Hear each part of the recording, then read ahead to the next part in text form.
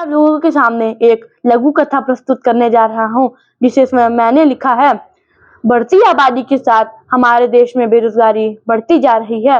आम जनता के पास एक ही रास्ता बचता है, बेरोजगार प्रिय धरना। लेकिन धरना अब ये लोगों तक ही सीमित नहीं, इसकी चपेट में चीजें भी आ रही हैं। आइए जानते हैं इसके बारे में। सबसे पहले तौलिया कहता है, सबसे ज्यादा नाइंसाफी मेरे साथ ही होती है।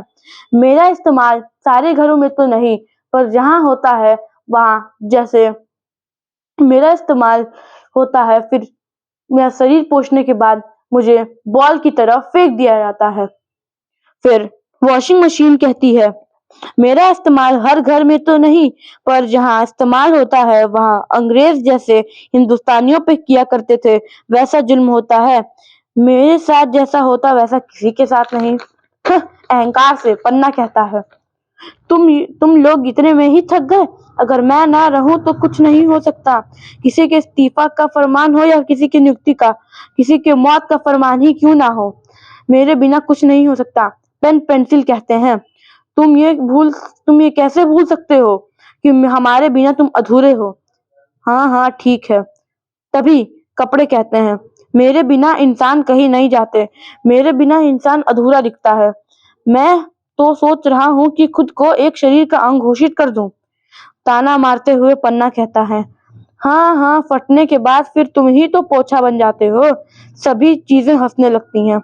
तभी गुस्से से कपड़ा बोलता है, तुम भी तो भरने के बाद किसी काम के नहीं होते। सभी हंसते हैं।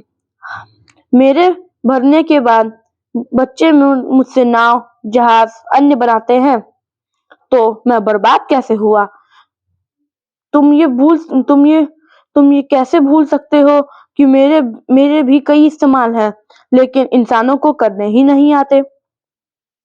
अब ये बातचीत बहस में बदल गई। नारे लगने लगे, मैं राजा हूँ, मैं राजा हूँ। यह बात सांस के दाता पेड़ तक पहुंच गई। यह सुनकर पेड़ बोलता है, शांत हो जाओ।